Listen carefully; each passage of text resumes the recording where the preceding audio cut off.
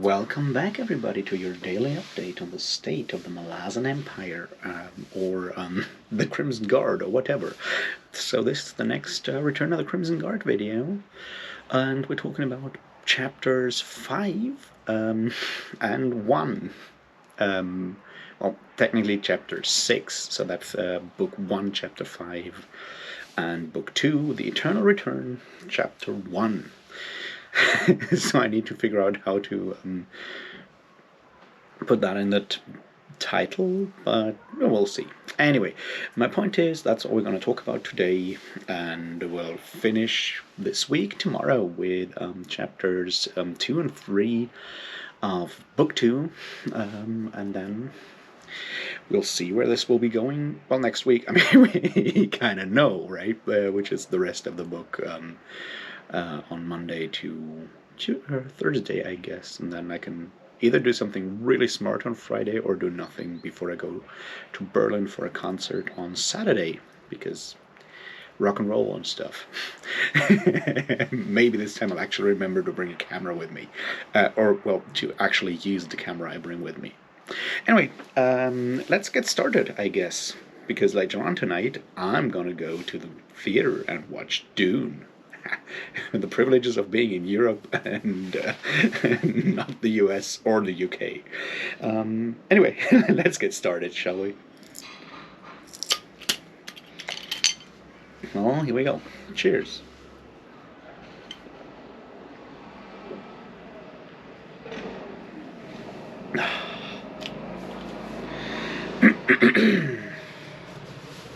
So,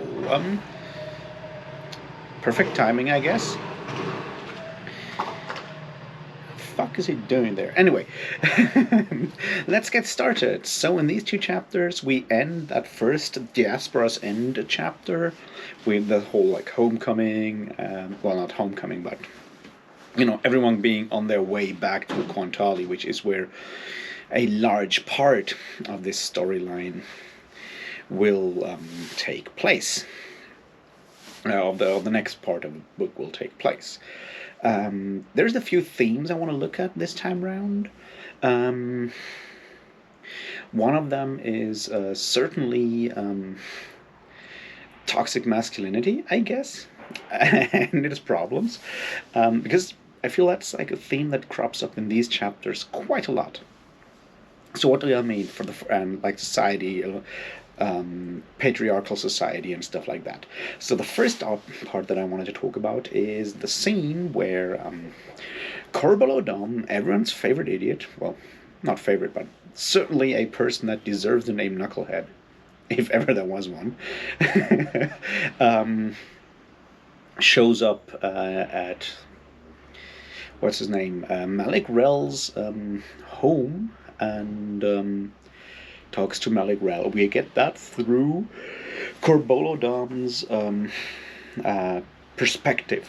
Well, as much as we ever get like a real perspective thing going on in Asselmon's writing. And the one thing that I find really interesting here is like when you have a lot of the other characters in the Malazan world, there's a marked difference between whether they're described by Erickson or by Esselmont. Not with Corbel Dom. He is he is stupid and overtly macho all the time. Whether it's as Shaik's advisor in Dead House Gates or House of Chains, or here, he just wants to attack all the time and thinks way too much of himself, while everyone around him just thinks him stupid. So I don't know who played that character or in their games, but certainly Corbel Dom, everyone seems to have the same opinion of him, which is interesting, but also maybe not, because the other thing that we see here, and we also saw that, I guess, well, we saw that a lot in House of Chains, is Corbel Dom is somewhat the personification of that very, very stupid masculine behavior. He objectifies women to the level that he drugged them in House of Chains to and just use them And here, in this part, when he looks at Malik Rel, whom we know is certainly rather overweight, to put it mildly.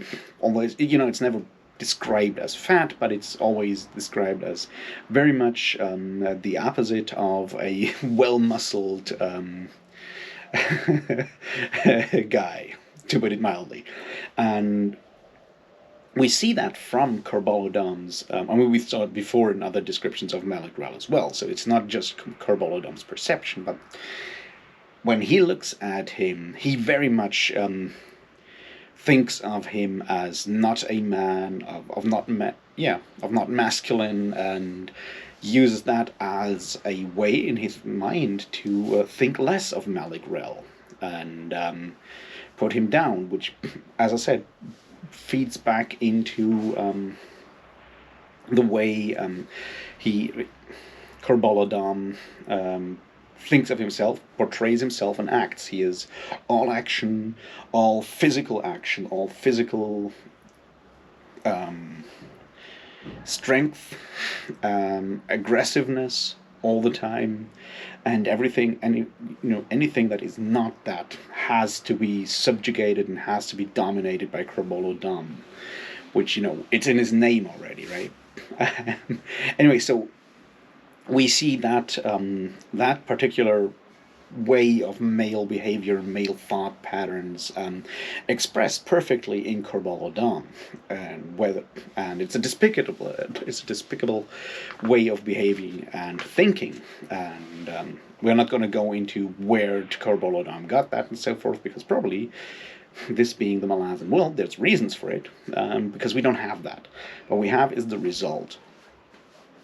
And both in Stephen Erickson's writings and in Cam Esselman's writings, it is made very, very clear that Corbolodam, with that associated behavior, is reprehensible and an idiot, and very much a leftover of a very, very stupid old world. So I felt that it's interesting to point that out, and how that never changes between those two authors. While the character doesn't change, and he, portrays all those different behaviors that we assume with toxic masculinity in a way. Plus, since he's clearly always a negative character, we can certainly draw conclusions that we don't need to draw at this point, but that the Malazan world is very much not a world where that kind of behavior has any future or any chance. So that's just something that I felt interesting and important to point out, in case someone might think that we don't get that kind of depth or whatever in something like Return of the Crimson Guard.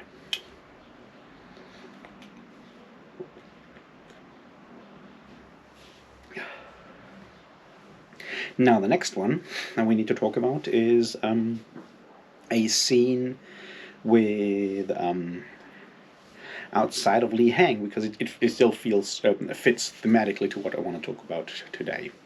Is a scene outside of Li Hang, and in that scene, what's her name? Hurley, something like that. One of the sappers, who's a kind of viewpoint on the whole Li Hang scene. Her and Silk, I think, and Liz. You'll remember the old seeress, whatever, sorceress. We kind of really don't know whatever, but we find out in this scene. Liz, she of the riversides in Li Hang, accompanies the others to meet Tok the Elder and the shamans of the Seti. And apart from the other, figure out who is who and that there's no compromise, what we learn is Liz's backstory. And Liz's backstory is that she is her version of it is that she was a young, promising shaman, or sun dance, or whatever that is, in the Seti rites. She was that, and was seduced or raped, probably, by a young and successful shaman at the time. And once that came out, she was thrown out of the tribe for impropriety and so forth. And this is, once again, this is one instance where we're talking about the mistreatment of women. It might be easy to say, yeah, but this is with the Seti. They are, well, barbarians. It's like, no, there's victim blaming, which is basically what this boils down to. Like, victim blaming is something that we have in every society. The idea of not believing the victims of sexual assault or sexual violence is something that we face in every society. Obviously, things have started to maybe change a bit, at least in parts of the Western society, I guess. I mean, at least in social media, we have come to a point where we, at least parts of social media, have agreed to the fact that it's important to first and foremost believe the survivors and take it from there, because obviously that's not how the law functions at this point. So maybe things will change, but certainly not earlier. And the idea that even if there was some wrongdoing, some moral impropriety, that we blame the victim and argue that she probably seduced the successful male shaman because he's in this the patriarchal society, even though it may be more less of a structured patriarchy than what we have in other parts of the Malayan world. It is still the fact that those in power can just spin and twist the narrative and leave those they abuse behind. So this is the second incident of where we see how a certain level of masculine misbehavior is shaping this world, and not to the better, to be clear. And so I found that interesting that all of that is sort of happening around the same chapter. The third incident here, and I want to talk about, is Galal. The heirs of the Talion throne. I'm still uncomfortable with the name. It's probably Galal, and how she is moved around by those older people, Amaron and Chas. Now, to be clear, she is certainly a very privileged person with very little experience in the field. But instead of being transparent with her about these things, they just push her around as a figurehead, as another piece in their game, which may certainly have something to do with her nobility, her noble upbringing, her almost cloistered upbringing, and may also have to do with her inexperience in tactics and whatnot. But it certainly also has a lot to do with the fact that she's a woman, and that's important here. And she realizes that, I guess. I mean, yeah, she realizes that, but she's still. But it's once again one of those situations that we see here. It's more like the idea of of your typical older white. Well, not right. Whiteness is not exactly something that we can talk about with people like Joss and Amaron. But the idea that older, powerful men, while mansplaining things, also believe that they are certainly in the right when it comes to knowing how to do things.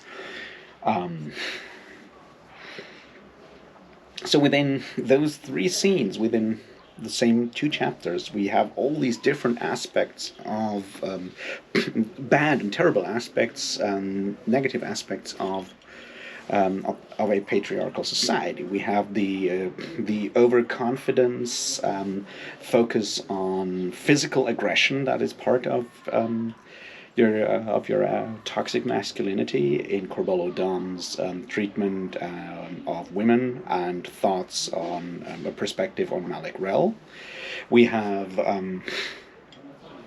the victim blaming, especially of towards women, when it comes to sexual violence in the scenes with Liz and the city. And we have the arrogance of older men in power towards younger women in the treatment of Chas and Amaran towards Gelal. And I feel it's important to point that out, to make clear that these things are part of the Malazan world. We also see that in this story, it's very clear in the way it is presented. It's very clear that at least in 2 out of 3, because as I said, there's additional factors with Gelal and Chas and Amaran about her privilege as a noble woman in this case, as a noble person, her inexperience and so forth, that are actual factors, but it's still the fact that she's not taken seriously by those 2 men, and that this may have a lot to do with her gender as well. But at least in the other 2 cases, it's very clear cut that those aspects of masculinity, of male behavior, suck and are negative. And we'll see in the future of this, in the next parts of this book, where this will all go, where this will lead. And whether the Malazan world is one that supports that kind of behavior or reinforces it. Well, spoiler, it doesn't. But y'all already knew that at this point, right? Anyway, I just felt that it's important to point that out, because while there are some very some plot lines or parts in Return of the Crimson Guard that feel like they are more or less adhering to established patterns, I don't want to say tropes here, because trope is so overused that at this point saying these are tropes is already a trope in itself. It's a booktube trope, I would say, to blame everything on tropes. But anyway, there are parts in plot lines in this in Return of the Crimson Guard that feel very familiar and feel like they are adhering to established patterns. That's sort of what I'm trying to say here. But I felt it was important to point out that this certainly does not follow those established patterns of behavior and presentation that we see in a more classical fantasy a lot of the time.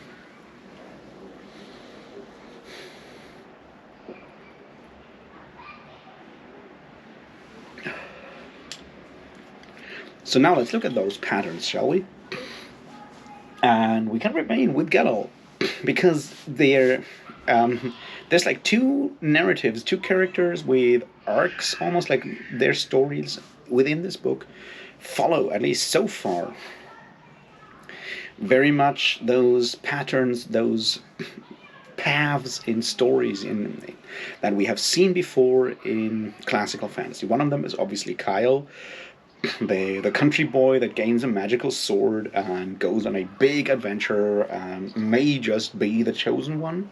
That's one thing that we've seen before in fantasy, and it remains to be seen whether that will, whether Kyle will, Esselmont will play that one straight with Kyle or not. The other one is obviously the one that we see with Gelal, apart from her gender. But apart from their gender, the noble born that is, for whatever reason, cast out among the common people and has to understand, how the people that noble person that nobility is in charge of, how they live, how they suffer, has to leave behind established ideas of chivalry, nobility, whatnot, to relearn human decency, is another one that we've seen before.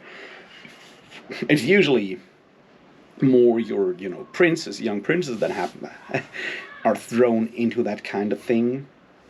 But it has certainly also happened with princesses. One that comes to mind as a princess that kind of goes into that direction way harder than with Galal would obviously be that princess. I have forgotten her name in the uh, Tad Williams' Memory, Sorrow, Thorn trilogy. But there's more like that all over the place. So it remains to be seen where that will go with Gellel, how far the noble person facing culture shock thing will be turned in this book. So, what else is important to talk about here?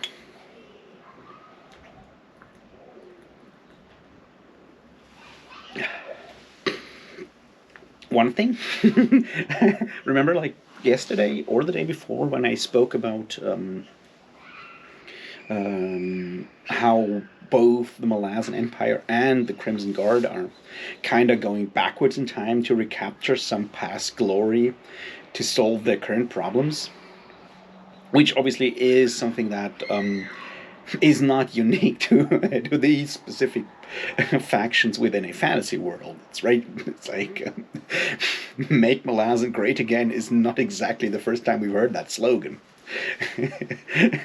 So that's not the point. But see, when I said that, I felt really vindicated when Stalker says that to Kyle in in chapter 5.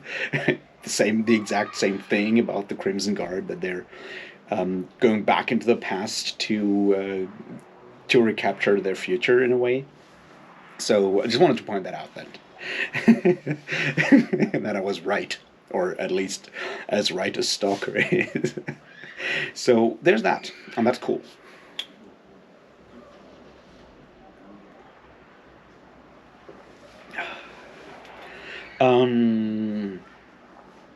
What else happens that is retelling worthy of retelling? Certainly, the whole plot line of Kyle. He meets up with his friends. He has now our chosen one now has his traveling companions, Stalker, Coops, and whatever Coot and whatever the third one's name is, and I keep forgetting. Those three and him, they meet magical help. It's reinforced that he is under some protection. So they get their special, not even warrant travel, wind travel to somewhere. At least Kyle falls down and hurts himself, which, it's not as safe as it may be in some other fantasy books where chosen ones get magical travel somewhere. It's not like he doesn't get dropped by an eagle, but it's certainly painful when he breaks his arm. But they end up at the coast, and they meet, as we kind of suspected last time. They obviously meet up with Traveler and Eriko. And there Kyle makes a very intuitive decision and says, let's go to the Dolmens, which Eriko knows. So Eriko's fate is now connected with Kyle. And we'll figure out what is going on at the Dolmens. We don't know yet. The Dolmens were mentioned before by, I guess, Skinner or Cal. So we'll find out what goes on at the Dolmens, but it's certainly nothing good for Eriko. This much, I guess, is already clear. But on the other hand, we probably kind of can guess who is helping to protect Kyle. It might just be the Queen of Dreams, which, would fit well with the whole thing about him having the dreams about the very, very, very sparkly fountain and all of that. Because as we know, that's kind of where the Queen of Dreams hangs out these days. She's no longer riding grass horses, so there's that.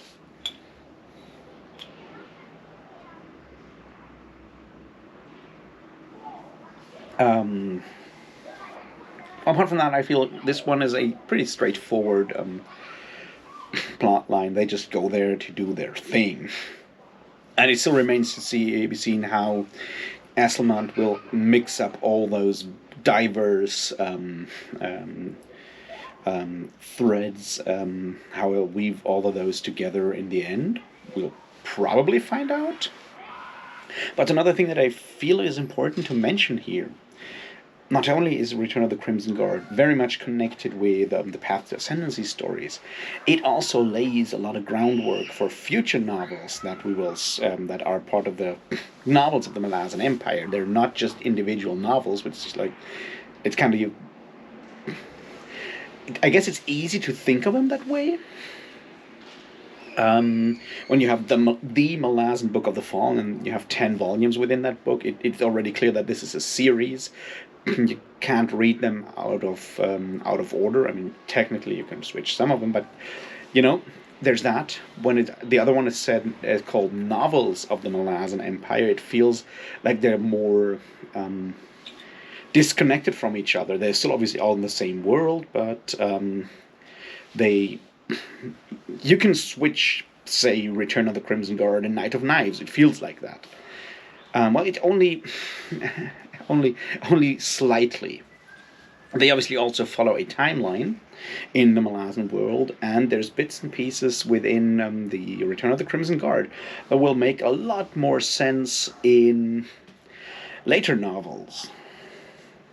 And one of those bits and pieces that we see now that we should kind of keep in mind for later on is a scene of Iron Bars traveling somewhere with his boat and meeting Segula. And he doesn't know about Segula for some reason, which is interesting. But apparently, I mean, on the other hand, he has been away for a long time. And he's been hanging out in Assail, and, a sail is a sail is a sail. You don't want to hang out in a sail. Until we've reached that book in like a month or so. My point is, they're hanging out. They meet the boat of the Segula that are on a quest. We don't know what their quest is yet, but they are on a quest. And we also meet 15 Segula at once, and Iron Bars defeats one of them. In general, they do their proper Segula thing, being scary, piratey, and deadly. And there's two things here that are important here. One of them, I would say, is that there's Segula on a quest, on a larger quest, and we'll probably figure out what that is at some point. But the other thing is obviously that we see more of the powers of the Avowed. We've seen some of that before. We know that they're sort of unkillable. And the big question there is, how unkillable are they, and what did their vow, whatever it was, actually do? What does it mean to be an Avowed? And there's hints and bits and pieces and hints here that we don't know too much about yet. I'll just say there's another really important bit here that I hope you picked up on, and that there's an explanation that why the Emperor Kellenved never sent the Talani Mass against the Crimson Guard. Just mark that down for later, much later.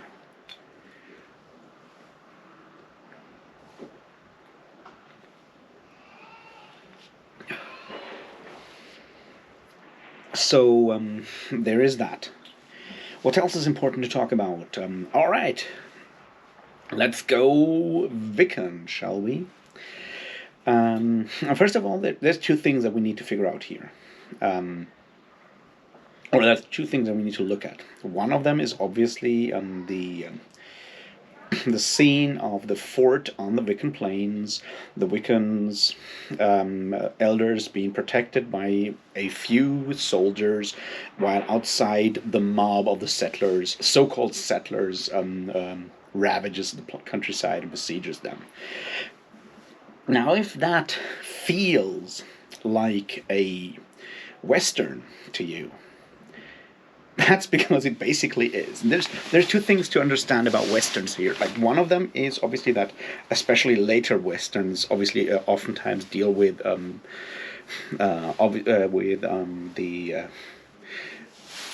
terrible behavior of so-called settlers and white bandits. Usually have, your plucky U.S. Army that is protecting the noble savages and whatnot.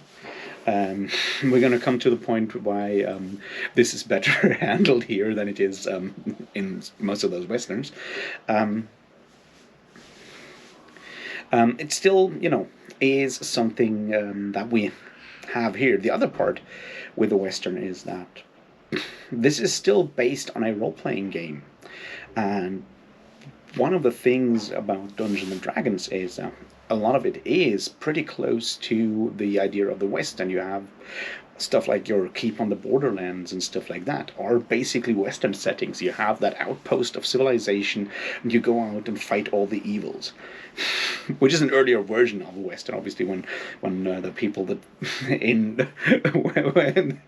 the natives were still deemed evil and uncivilized, you could just go and kill all those kobolds in those caves of chaos.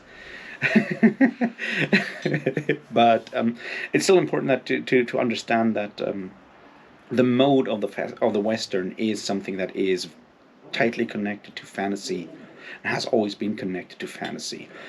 To say nothing of the fact that someone like Robert E. Howard, obviously also, not only with his Pictish, like Conan and Picts and whatnot stories, but always tended to also include elements of the Western, because that's kind of what he kind of comes from, because it's his background in Texas, in a way. So yeah, the scene, it feels like a set piece, like a scene from a Western. I kind of like that. We kind of have the opposite side of that, obviously, in The God Is Not Willing and the Silver Lake scenes there, where once again you have the Malazan Marines defending a few people, for a few so-called innocents, obviously not innocent in none of these cases, but so-called innocents from an overwhelming assault from the outside. And then there's obviously a lot of differences, but that set piece is something that we have seen a lot in Western, in computer games now. Once you have all these, like, we need to protect our base until 30 minutes are over, and until that point we need to protect these people. We've all played StarCraft, I guess. And Warcraft and whatnot. Anyway, that's the one side. The other side, and the more tragic side, is one of cultural arrogance.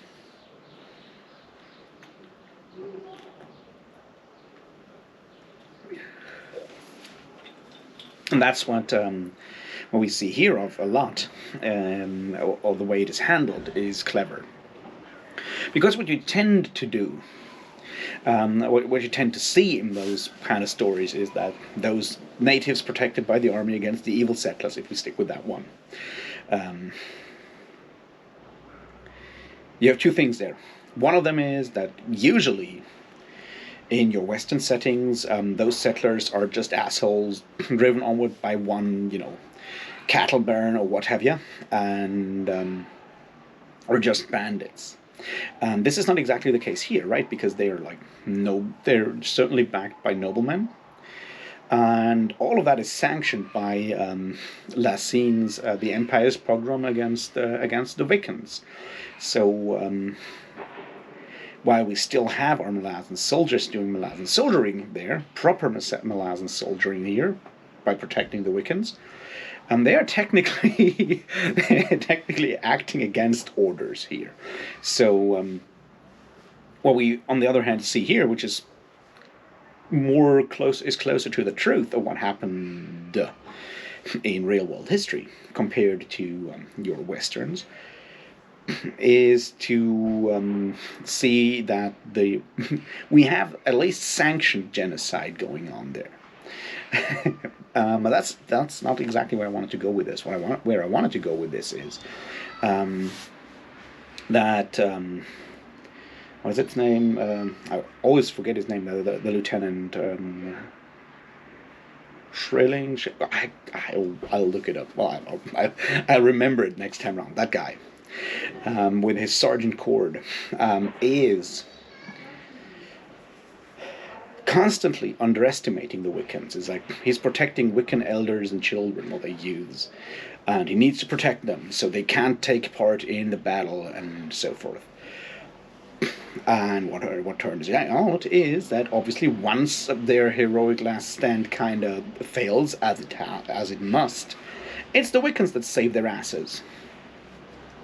And Esselmont goes and flips the script there, and we have the Wiccans protecting, at least helping to protect and organizing the retreat. And those brave Malazan soldiers who thought they knew what they were doing are suddenly at the mercy and under the command of the Wiccans. Now, there's obviously something more going on there with that youth or child that those Wiccans are listening to. There's something magical going on there, and we'll come to that in due time, next video, I suppose, because I read this last night and I'm not quite sure if I can remember if it's already mentioned there, so I'll leave it out for now. Point is, there's something more afoot, so to speak, and we have that situation when the lieutenant is charged with protecting or guiding the Wiccans in the future. We'll see where that goes. But until then, we come to the realization that while those are still the Wiccan culture and the Malazan army culture are very, very different, they are different. They are not. There's no level of superiority there, and that's sort of what the trap that the soldiers in that fort fall into, because they figure that it is their job to protect something. And while these situations exist where you need to protect someone, you do that when those people ask. It's once again something of a question of consent almost. Well, it is basically consent. It's like, if you go and decide that you need to protect someone and they, against something, even sometimes against their will, then you're assuming a hell of a lot. And if your argument is, but we're Malazans and those are basically savages, you're doing something wrong. You're doing something very wrong.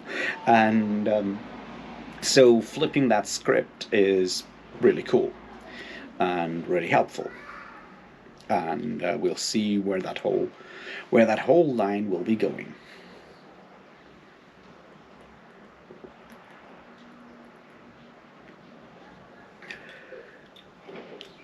The other thing, though, that we see here is that the traditional values of the Malazan Marines, of the Malazan soldiery, are still out there. They're still at large and they still exist. They exist in that small fort on the Wiccan Plains. They exist with the defenders of Li Hang, that we're going to talk about in a second for, not too long for it tonight, but we're going to, we have to talk about them for a moment, but they exist there. They're still there.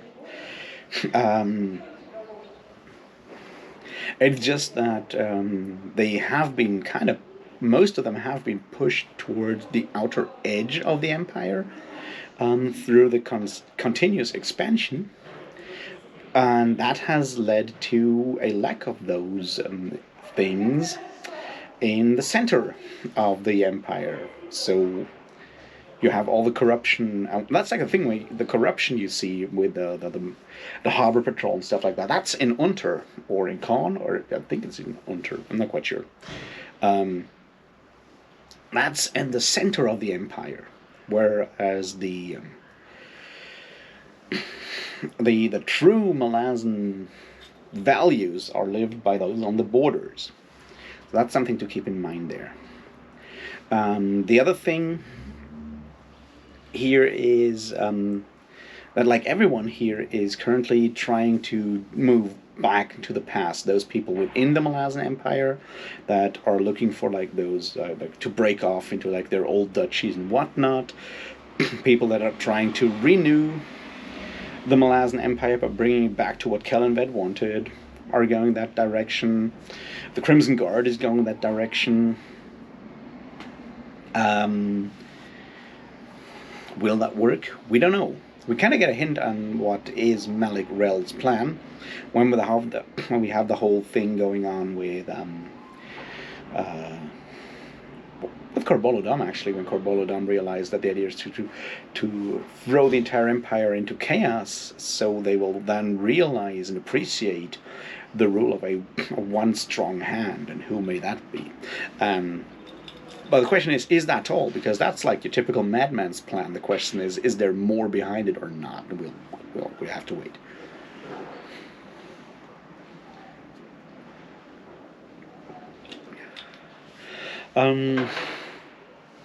So let's quickly talk about Li Hang, and then I'll talk about what I haven't talked about yet, and why I haven't talked about it yet. Li Hang, the siege, or almost siege, and we have the refugees, and we have the conversation on the wall with, once again, those counselors who are once again super ridiculous, and you have all those civilians fleeing the city and then being attacked and killed by the city. And yeah, that's a problem. And it's one of the things that makes me unhappy, because it's once again the thing that we have seen before. Think about the second First Law book, before they are hanged. And Glokta going out and defending the city of Dagoska. I think that's the name of the city, yeah, right. Defending Dagoska. And the idea that the merchants, obviously they have to be merchants, rich merchants, and the poor rabble are too panicked and too frightened to behave sensibly, and at some point a defender is either willingly or unwillingly letting them run to their doom and die,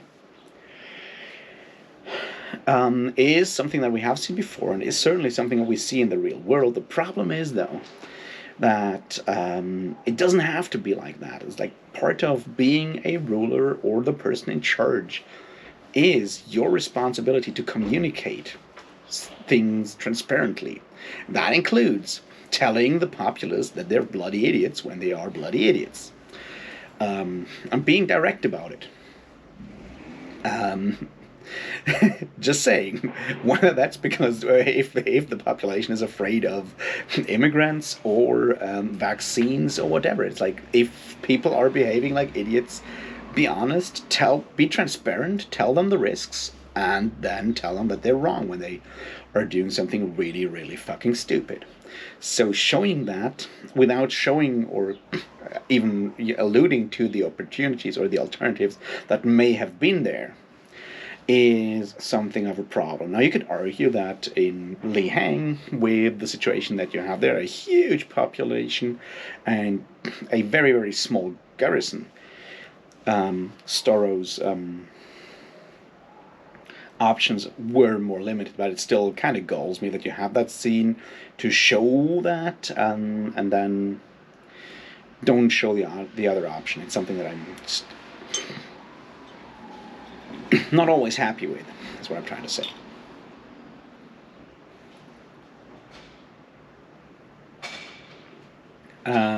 So, what haven't I talked about? I haven't talked about the goings on in the Imperial Warren with all those. I mean, there's like 2 incidents now where that maybe mad person has been killing claws. And yeah, I've kind of left that out so far, because I feel it makes more sense to look at it once we get more in that plot line to actually say something meaningful about it. But I've not forgotten it. Well, to be fair, I forgot it the first time around. This time I didn't forget it. I just, it makes sense when it makes sense, and that's not now. And the other thing that we should at least put a pin in for later on is obviously that there is, and we kind of knew that there's treachery going on within the Crimson Guard, but we also know now that Shimmer and our good old friend Smokey, whom we've obviously also remembered from Path to Ascendancy, just like Shimmer, are also suspecting something when they are plunged into Mael's warren and are rowing their way out. So they are beginning to see that not all is as it seems within the Crimson Guard. Just put a pin in there and remember it for later on. Now I think I've kind of covered most things. Once again, this is obviously jumping around a hell of a lot, so it's easy to overlook bits and pieces, but I feel that most of them and all of them make sense in the larger, grander picture of the novels of the Thousand Empire, and most of them actually come together at the end for this book. So I'll leave you with this. I wish you a great Thursday evening. I'll go and watch Dune, and maybe I'll talk about it tomorrow. We'll see. If you want me to talk about a movie, let me know in the comments. And until then, cheers.